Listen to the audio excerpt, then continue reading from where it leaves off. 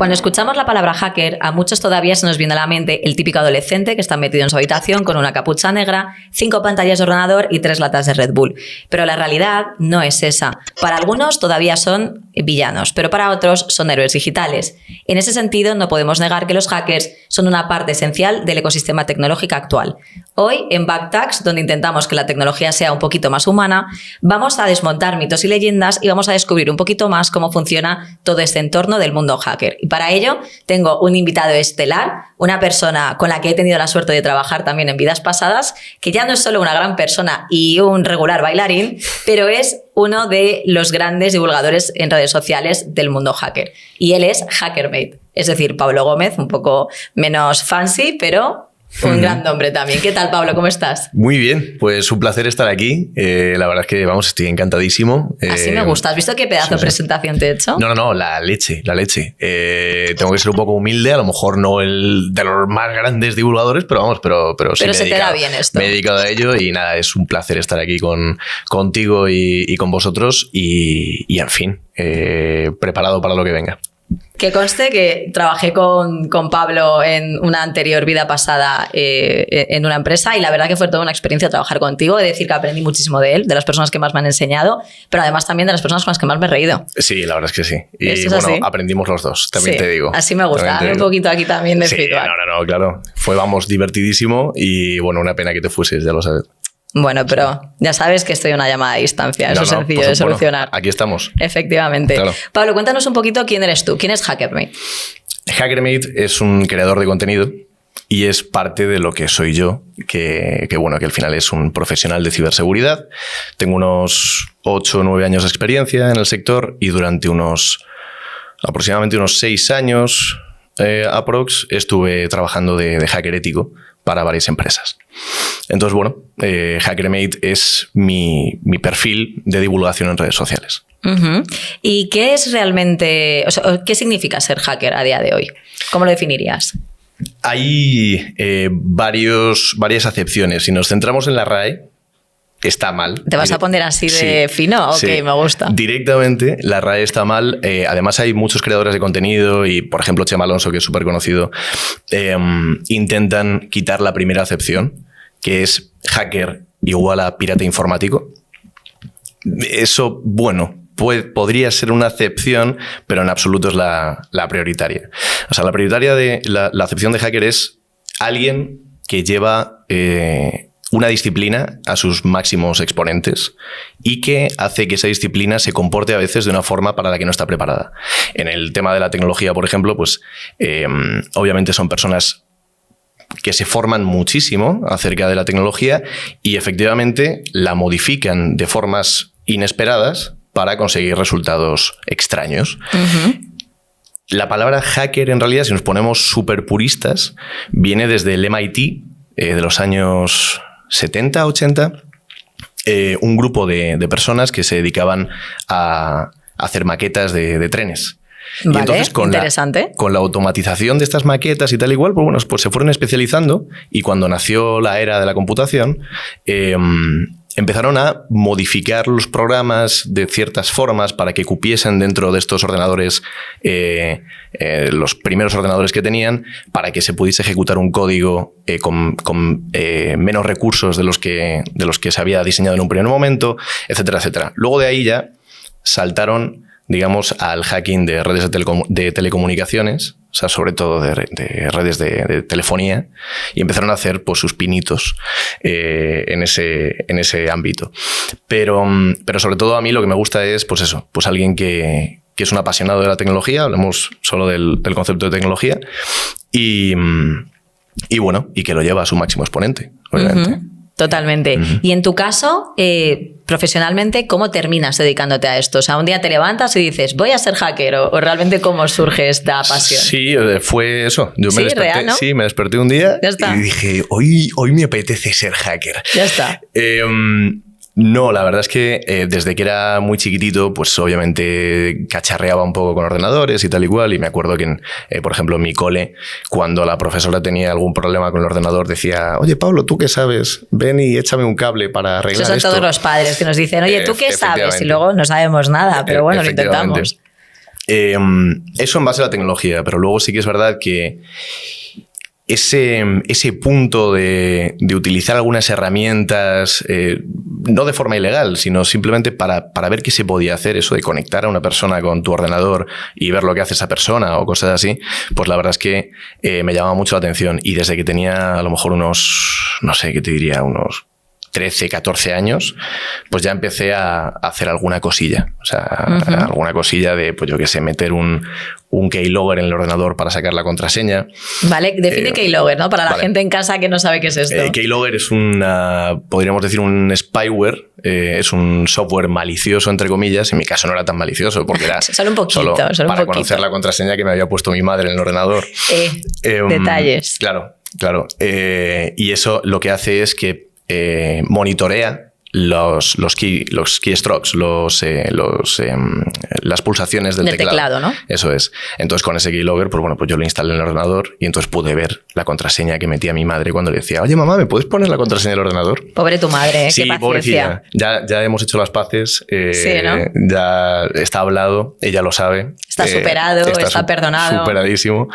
Sí, efectivamente. Y bueno, y luego algún otro pinito a lo mejor.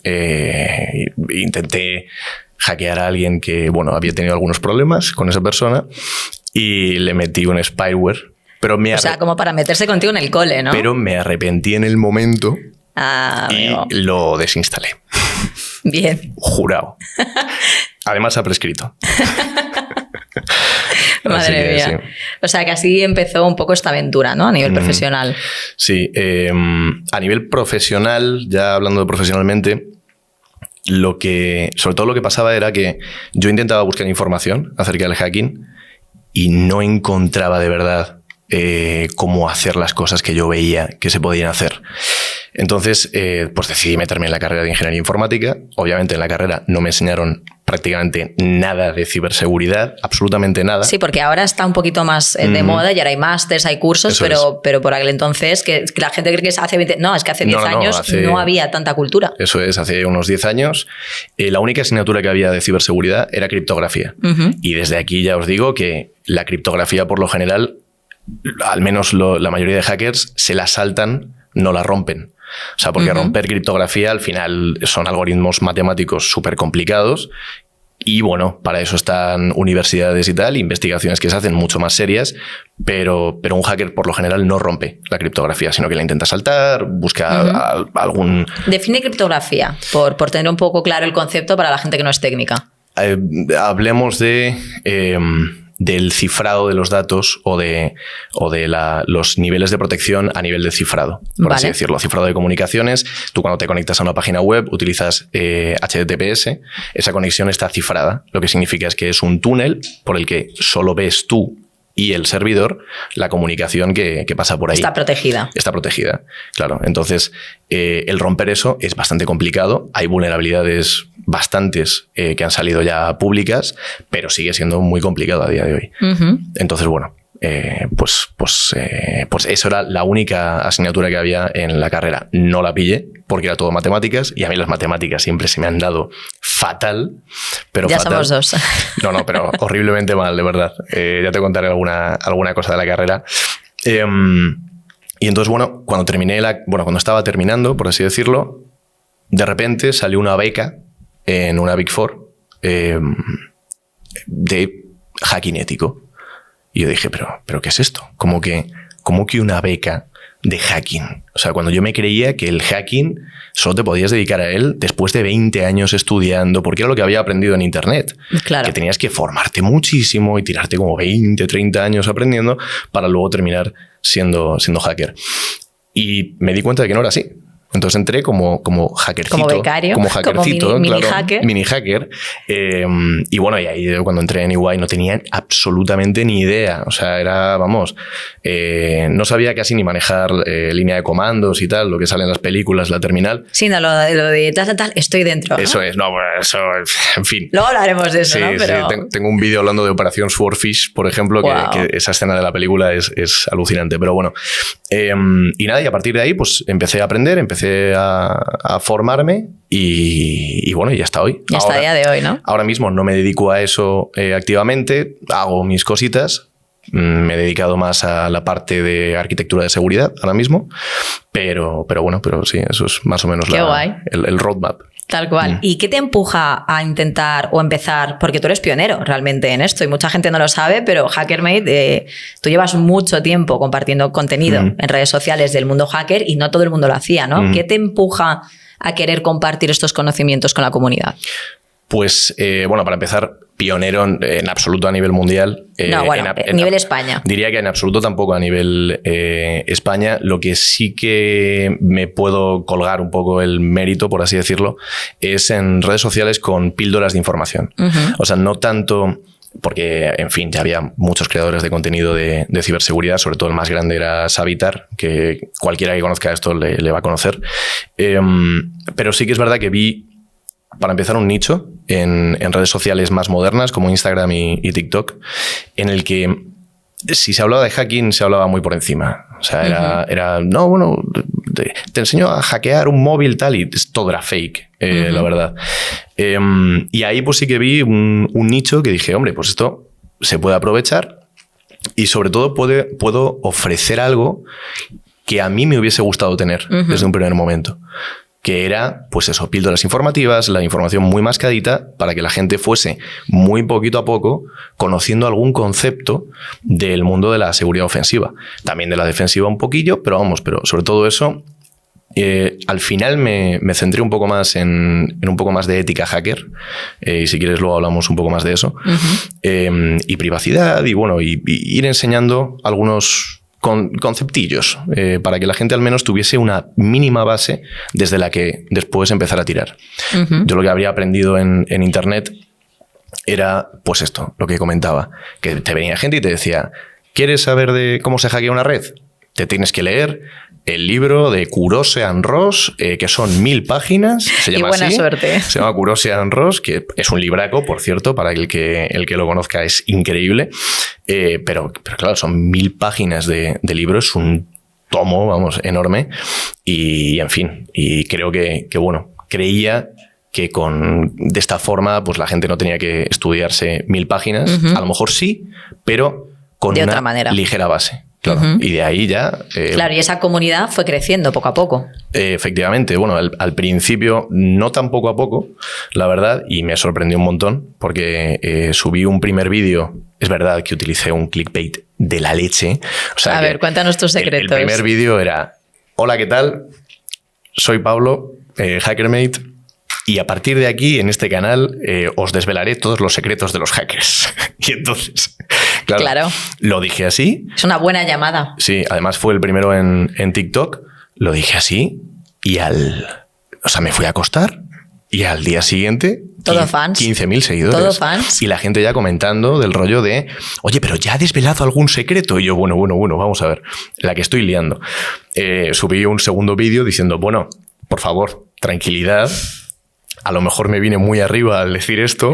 Vamos a calmarnos un poco. Vamos a calmarnos y vamos muy poco a poco y ya vamos viendo. Pero eso sí que es verdad que el primer día eran 15.000, el segundo eran 20.000 y en una semana pues a lo mejor fueron, no sé si 25.000, 30.000, 50.000. Y me acojoné, la verdad. O sea, de verdad que me dio un poco de ansiedad. Claro, ahora tienes que mantener una reputación. Claro. No, y no solo eso, sino que pensar que te están viendo varios estadios de fútbol, la verdad es que, ostras. La tensión. Venga, vamos a intentar sacar esto adelante. Total. Y vamos a hacerlo como Dios manda. Pero... Claro, y trabajando de esto, entiendo, y quiero, si nos puedes contar, ¿vale? O sea, aquí obviamente entendiendo que a lo mejor hay cosillas que se pueden o no se pueden.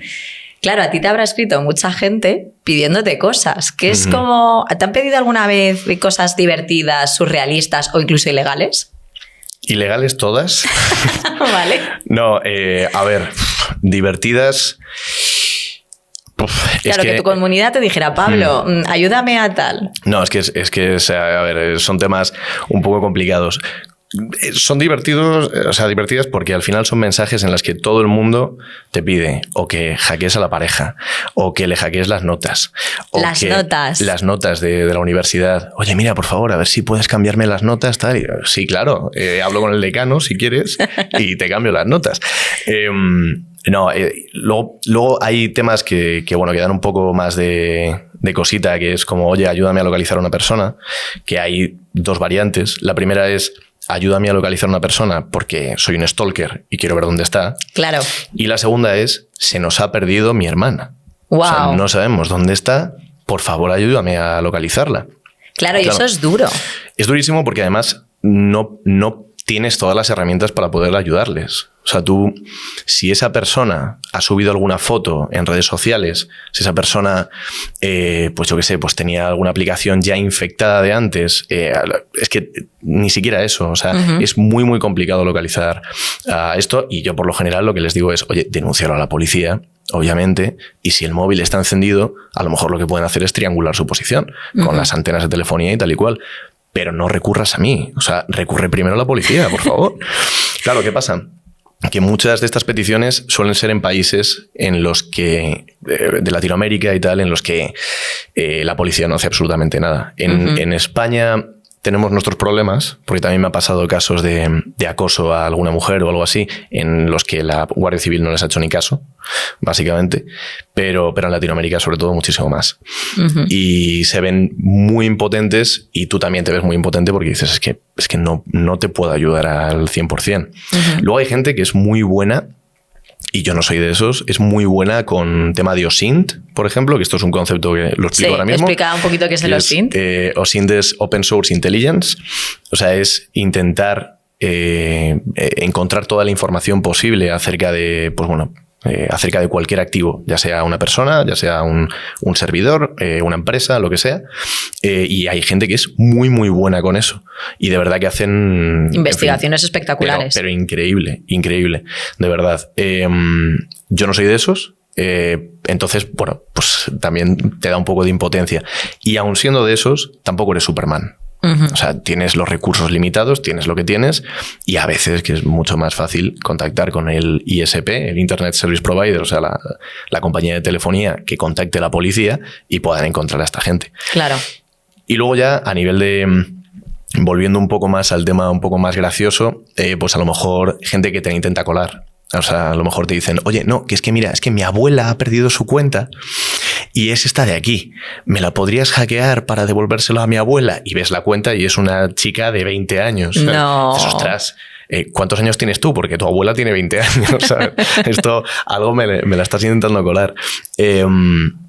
Así que sí, bueno, hay de todo, hay de todo. O sea, que te lo has pasado bien, entre comillas, con esto a veces. Algunas risas te tienes que echar, eso está claro. No, eso por supuesto. Y tengo una sección en mi Instagram de estos mensajes, porque a veces son divertidísimos. Increíbles. Hay mensajes que dices, pero tío, por favor. ¿Cómo me estás pidiendo esto? El típico es, hola, tú hacker Facebook. O sea, que dices, mira, es que ni siquiera sabes conjugar un verbo. O sea, de verdad que no, así no vamos bien. Madre mía. Sí. Hay un concepto que has mencionado antes que es hacker ético, ¿no? Entonces, estaría bien que explicáramos a la gente en casa qué diferencia un hacker ético de un ciberdelincuente. Vale. Aquí también podemos hablar de ello, porque la palabra ético a hacker no debería ser necesaria. Vale. O sea, tu trabajo es hacker y se pone el tema de ético para que todo el mundo entienda que no eres un cibercriminal. Lo que pasa es que son conceptos no completamente distintos, tienen que ver, pero no son lo mismo. Como decía, un hacker al final es una persona que puede trabajar de ello, que se dedica a, pongámoslo en el contexto más profesional y el más extendido ahora mismo, que es testear la seguridad de un sistema informático, ¿vale?, para reportar bugs o reportar vulnerabilidades, que son sitios por los que tú puedes entrar, sacar información, puedes hacer un montón de cosas. Eso es un hacker que trabaja en una empresa o lo que sea. Y luego un cibercriminal pueden ser hackers, o sea, y esto es un poco la definición que doy yo, ¿vale? Porque es muy subjetiva.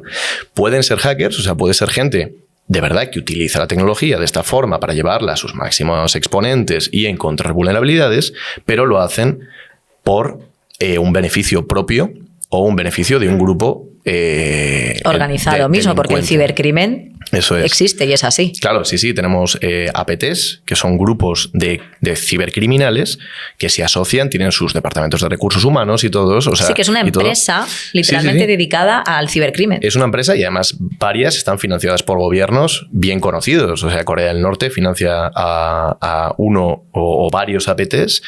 Rusia ha estado financiando a otros. Y bueno, y no sabemos si otros países... Si alguno por ahí más, claro, ¿no? que son más amigos nuestros, entonces, bueno, no vamos a mencionarlos.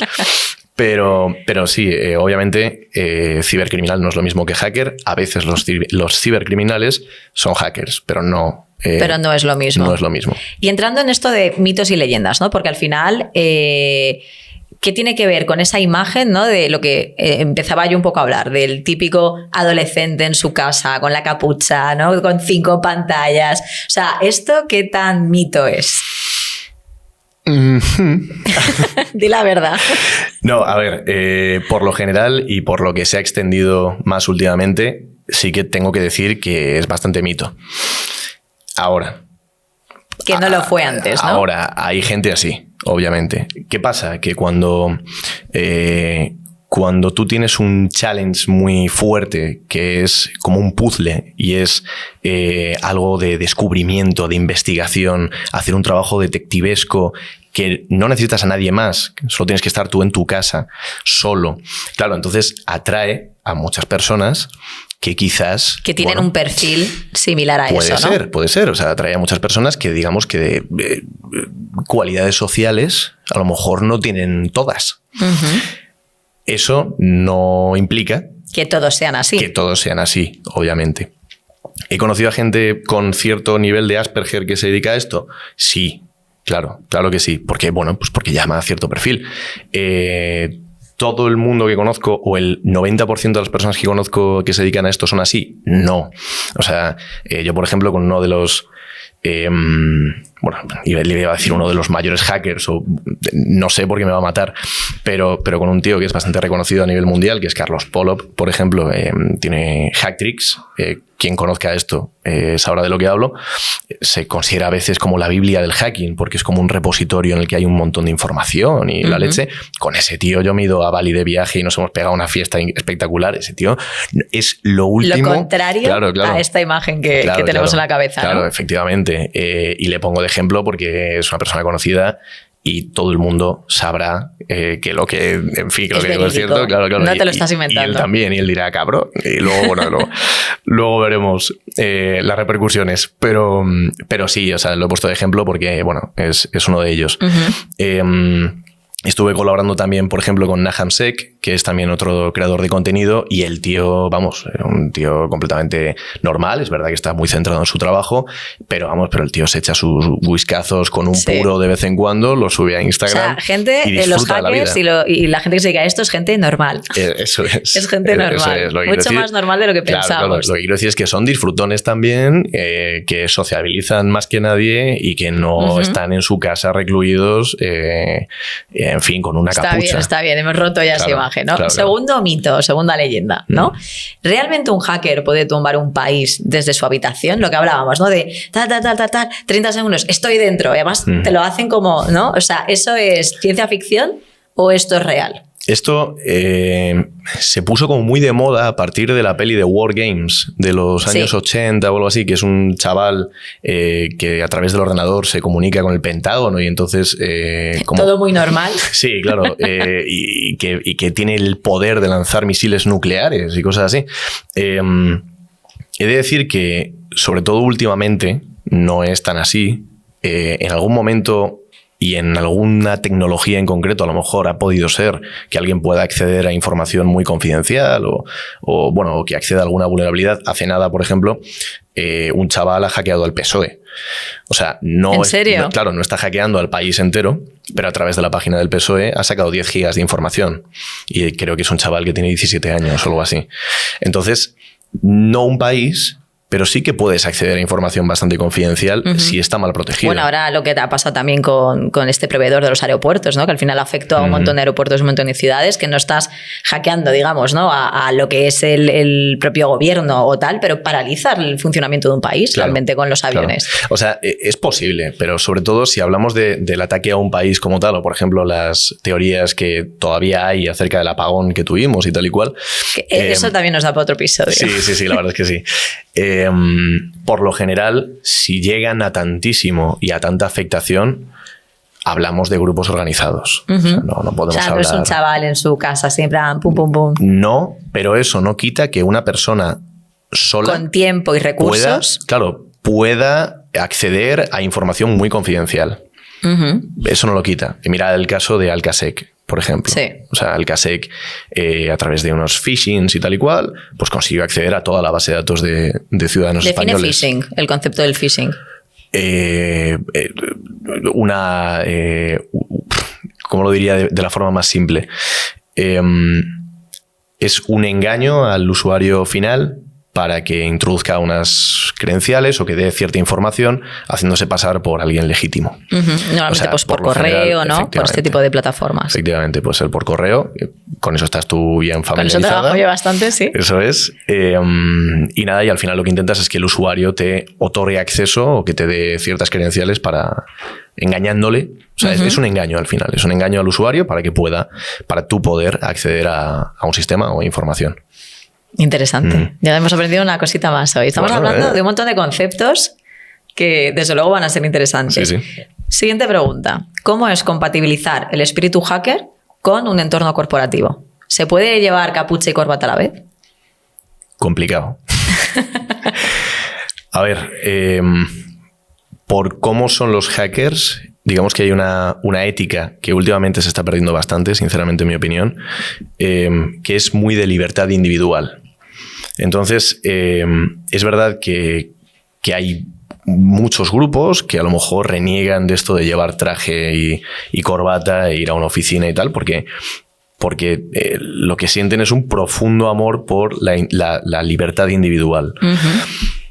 Ahora, como trabajo, pues obviamente es totalmente compatible. O sea, tú tienes un skill set, tienes unas cualidades, unas capacidades y tú las pones al servicio de una empresa privada. Esa empresa privada te contrata y tú trabajas para ella.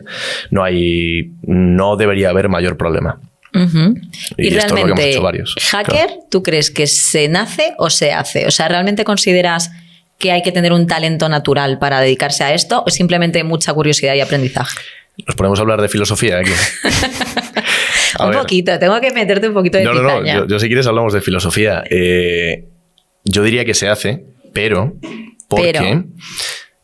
depende de un interés, de una forma de ser y de una curiosidad innata que tiene que tener una persona. Bueno, voy a dejar al lado lo de innata, de una curiosidad que tiene que tener una persona.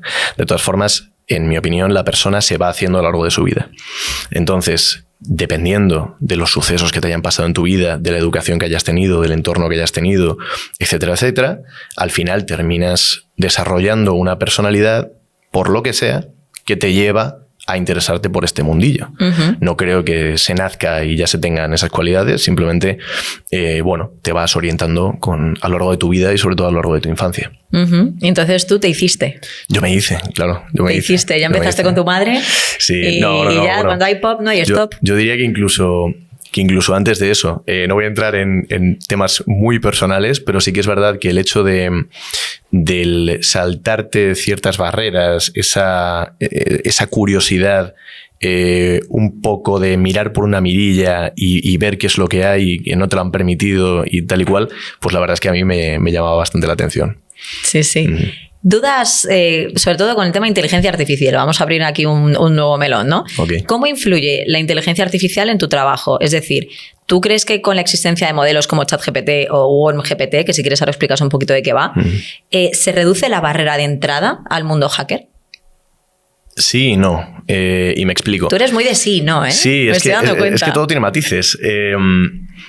Sí se reduce porque puedes utilizar estas herramientas. Por ejemplo, yo más que WormGPT te diría hay una que lo está petando, que se llama Zero DAI, que la hizo un chaval y la verdad es que es espectacular. ¿Y qué hace este tipo de herramienta? Lo que hace es, tú le pasas la información que tienes acerca de un sistema y lo que hace en base a inteligencia artificial y un entrenamiento que tiene es orientarte para terminar reventando este sistema. Wow. Entonces vas poco a poco, pero la herramienta la verdad es que es súper potente. Y bueno, y hay una plataforma que se llama Hack the Box, que es para entrenamiento de hacking, y hay máquinas que puedes reventar que van desde low hasta insane, ¿no? Digamos low, medium, high, insane. Pues gente utilizando este chatbot, lo último que conozco es que podían reventar medium, que no está nada mal de dificultad. No sé si han conseguido ahora mismo, no estoy muy actualizado, pero no sé si han conseguido high o insane. Reventar una máquina medium... Estos son como niveles, ¿no? Entiendo. Eso es. Entonces, reventar una máquina medium ya es bastante interesante, la verdad. O sea, hay gente que tiene certificaciones que con alguna certificación te prepara para reventar las medium, por ejemplo. Una certificación básica, pero aún así está bastante bien. O sea, te puede dar bastante información. Y sobre todo, si tú tienes ese conocimiento de antes, tú puedes orientar al chatbot para que también te vaya ayudando y ir hablando con él poco a poco para terminar pues, reventando cualquier sistema. El problema que viene con todas estas herramientas automáticas y tal y cual, y esto es algo de lo que hablan muchos hackers, te terminan llamando script kiddie o lamer, es que las automatizaciones están muy bien, pero el conocimiento es de verdad lo que prima. Entonces tú lo puedes utilizar, como entry level puede estar bastante bien, pero si no tienes el conocimiento, a lo mejor te quedas ahí. Entonces sí, te puede servir para entrenarte, pero diría que no es infalible. ¿Y a los ciberdelincuentes cómo les ayuda la inteligencia artificial? De todas las maneras. Y esto ya te digo que sabes tú más que yo. Pero sobre todo, por ejemplo, el tema de utilizar clonados de voz para phishings. El tema de... Sino que esos son lo que se conoce como los deepfakes a día de hoy. Sí, efectivamente. El poder poner la cara de... Creo que era la señora esta que le estafaron como miles de euros. La cara de Brad Pitt, creo que era. Hemos hablado de esto además en un episodio también. Se hacían pasar por Brad Pitt y claro, y la gente no se lo espera y dice, ostras, si es que Brad Pitt me ama, le voy a dar todo mi dinero, claro, pobrecito. Y se lo dabas hasta yo, también te lo digo. Sí, no. Pues, ¿se lo dabas hasta tú? No, yo por supuesto, Brad Pitt, si me viene y me pide dinero, obviamente se lo tengo que dar. Claro, pues todo esto a ellos se lo pone mucho más fácil. Entonces, lo que tenemos que hacer es entrenar al público. Concienciar a las personas de que esto ocurre. Efectivamente, concienciar e intentar que todo el mundo esté precavido. Oye, señora, no le va a hablar Brad Pitt, por favor. Y si le pide dinero... Claro, efectivamente. Y, por ejemplo, ¿no? Para la gente que se quiere dedicar al mundo hacker a día de hoy, ¿qué recomendarías, ¿no? Alguien que se plantea estudiar esto, que quiere dedicarse a este mundo, desde un punto de vista más técnico, ¿por dónde le recomiendas empezar? Yo soy de los que creen que a hackear se aprende hackeando. Entonces... es un buen eslogan. Claro, es un buen eslogan. Efectivamente. A mí en la carrera me enseñaron que a programar se aprendía programando. Y tienen toda la razón. Porque tú intentas lanzar una línea de código y de repente te estalla. Dices, ostras, ¿por qué no me va esto? Buscas el error, te das cuenta de que lo estás haciendo mal, lo vuelves a intentar, te sigue saliendo mal, etcétera, etcétera. O sea, prueba y error.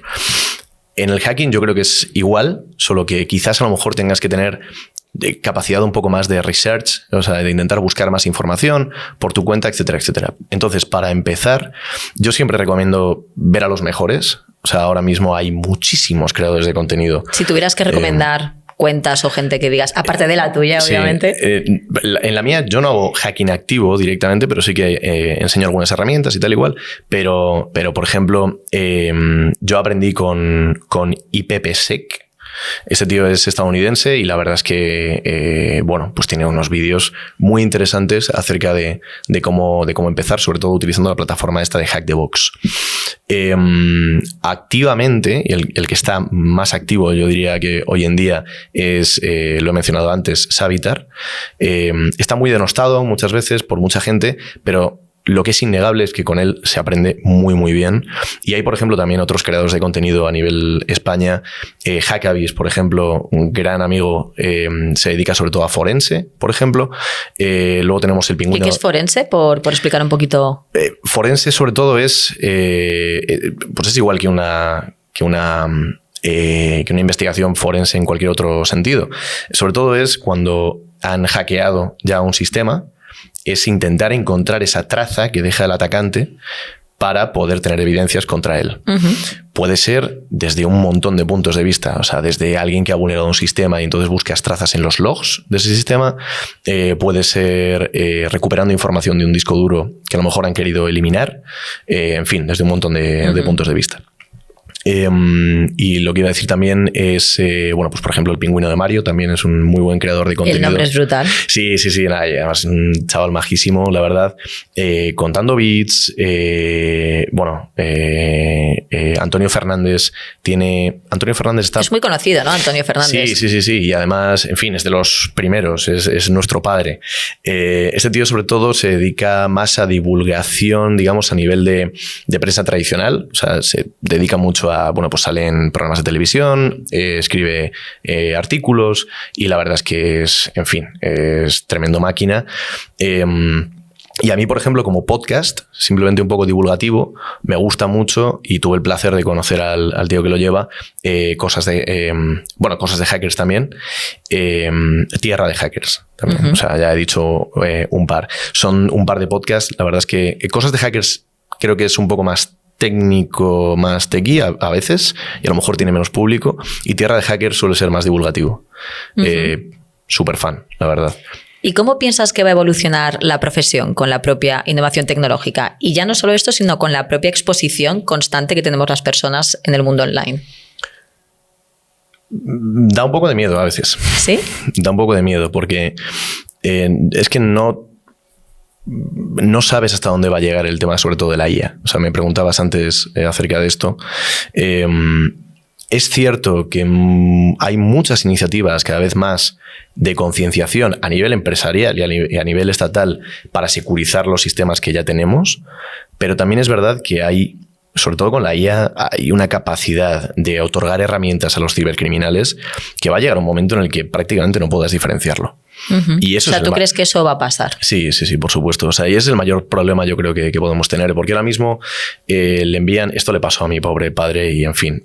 Papá, vamos a meter a tu padre en esta conversación. Sí, hoy voy a hablar de los dos, la verdad. Bueno, y tú sabes que a mi padre también le pasó algo parecido y tuve que acudir a ti. O sea, los padres están últimamente... Sí, pobrecillos. A mi padre le hicieron el timo del hijo con el móvil perdido. Que es que te contactan, te envían un SMS y te dicen: hola papá, que soy tu hijo, se me ha roto el móvil, así que he tenido un problema económico y necesito que me hables a este otro número que es de un amigo y y ahora te cuento. Entonces mi padre, acojonado, les habló y les terminó dando... el pobre hombre les terminó dando las credenciales de acceso a su cuenta bancaria. Papá Pablo ahí. Ay, pobre. Claro, y solo era mediante texto. Tú imagínate en voz. Claro, imagínate, yo además que tengo redes sociales y tal, imagínate que me pillan la voz y la cara y le hacen una videollamada. Y soy yo. Claro, entonces, con estos deepfakes que mencionábamos antes. Y yo mira que me esfuerzo en concienciar a mis padres. Oye, de verdad, que si pasa algo, no lo voy a hacer de esta forma. Os llamaré el teléfono de un amigo de confianza que vosotros tengáis, tal cual. Bueno, pues a veces sobre todo, lo sabes perfectamente, utilizan mucho la urgencia, el presionar para que... un tema muy urgente, ¿no? Y entonces no tienes tiempo ni para pensar. Tienes que dar el dinero ya automáticamente. Entonces, claro, pues imagínate. O sea, con mira, yo tengo un truco con mis padres, que si alguna vez les pasa esto, tenemos una contraseña. Sí, eso es. Que ellos saben que tenemos una palabra clave y que ya pueden estar hablando con una Eli espectacular hecha con IA, guapísima, majísima y todo lo que tú quieras, que como no les diga la palabra clave, saben que no es verdad. Y eso es algo que en casa os recomiendo que tengáis en cuenta, sobre todo con este tipo de amenazas digitales que son súper potentes a día de hoy. Yo, si te soy sincero, la puse con mis padres y se me ha olvidado. No te creo.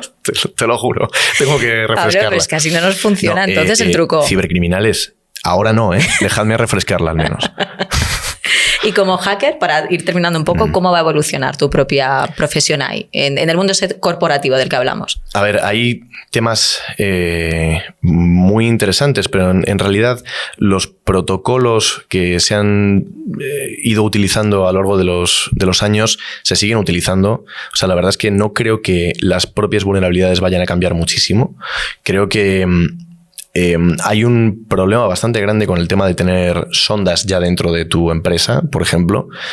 Falta de detección. Es cierto que me voy a poner un poco más técnico, pero es cierto que los SIEMs, no los SIEMs, los SOCs como tal, que son centros de detección de amenazas dentro de las empresas, tienen una cantidad de falsos positivos que es ingente. O sea, el mayor trabajo de un SOC, de este tipo de centros, es hacer triaje de los tickets. De lo que es una amenaza real y lo que es falsa alarma. Y el 99% de las veces no son reales o ha pasado y no lo has detectado. Entonces, con esto es verdad que tenemos, yo creo que un problema bastante grande y ahora con tema de nuevo de IA, de Big Data y tal y cual, pues a lo mejor se puede... Eso puede ser que mejore, claro, ¿no? Se puede ir mejorando algo, pero de todas formas, bueno, yo soy un poco pesimista en este sentido, porque nosotros nos podemos preparar un montón desde el punto de vista de la detección, que los criminales van a ir un paso por delante prácticamente siempre. Entonces los IOCs, que son Indicators of Compromise, o sea, indicadores de compromiso acerca de ciertos parámetros, al final se reportan muchas veces porque se ha detectado in the wild, digamos, ¿no? Entonces tú no puedes tener un IOC si no ha pasado algo antes en otra empresa o en otro lado, que se ha detectado algo, una vulnerabilidad pública, etcétera, etcétera. Pero los 0 days, las vulnerabilidades que no se publican, a veces es bastante complicado detectar eso. Si hay un cibercriminal que está utilizando una vulnerabilidad que nadie conoce, que ha comprado y está utilizando un vector de ataque dentro de una empresa que no se ha visto todavía, o una cadena de ataques, digamos, una cadena de vulnerabilidades 0 day, ostras, no tienes el IOC, es bastante complicado terminar detectándolo por behavioral-based detection, o sea, a través de cómo se comporta una cuenta determinada, a lo mejor puedes llegar a identificar algo, pero bueno, vamos a seguir teniendo problemas y creo que vamos en fin, yo creo que los profesionales se van a necesitar muchísimo. Ahora, sí que diré que los profesionales de poco cualificados, digamos, a lo mejor esos sí que van a ir siendo suplantados por la IA y vamos a tener un problemita con eso. Wow, ok. Bueno, esto lo voy a dejar ahí porque así podemos conseguir un volumen 2 de este episodio, pero te quiero hacer una última pregunta un poquito más personal. Vale. ¿Te hace feliz ser hacker? Sí. ¿Por qué? Ya está. No, sí, por supuesto. O sea, creo que el chute de adrenalina, y esto lo sabrá cualquiera que se dedique a esto, el chute de adrenalina que consigues cuando tienes una shell, o sea, cuando has vulnerado un sistema y te ves ya dentro, después de pasar las canutas para ver cómo escalas privilegios. Primero el acceso inicial, luego ir viendo a ver qué vulnerabilidades te puedes encontrar, cómo puedes utilizar alguna herramienta que ya tenía el servidor instalado. ¿Qué información puedes sacar? Claro, la información también que puedes sacar para poder, lo que digo, seguir escalando privilegios, hacer pivoting, o sea, moverte a otras máquinas dentro del mismo entorno, tal cual. Y de repente te ves siendo controlador de dominio, por ejemplo, que es como lo máximo que puede ser en una empresa y que puedes gestionar todos los servidores, o yo que sé, o global admin dentro de un tenant, por ejemplo, o no sé, cuando ya tienes esa capacidad. Ese poder. Y has terminado. Sí, también es algo que tiene que ver con el poder también, pero cuando ya tienes esa capacidad, después de haber hecho toda la investigación, dices, ostras. Te puedes ir a dormir muy tranquilo. Qué trabajo tan bien hecho. Y eso pasa muchas veces cuando te estás certificando, por cierto, porque te dan muchos activos que puedes hackear. Y cuando los vas hackeando uno por uno y vas viendo que has conseguido investigarlo bien, que ha sido... Es una buena satisfacción. Eso, siguiendo el camino de miguitas hasta llegar a poderlo controlar completamente, pues la verdad es que Dios, te sientes la hostia. Poderoso, Sí, lo que sí, hablábamos antes. Sí, sí. Bueno, Pablo, pues ha sido un auténtico placer tenerte aquí. La verdad es que ha sido una conversación súper interesante, pero yo me quedo con ganas de saber un poquito más de esas historias o esas peticiones que te van haciendo, así que nos lo guardamos para una segunda conversación y que ha sido un auténtico honor tenerte aquí. Muy bien, pues muchísimas gracias. Lo mismo digo y se me ha hecho súper corto, de verdad. Así Pues que ya sabes, nos toca segundo round. Sí, yo cuando queráis vuelvo. Vamos, un placer, de verdad.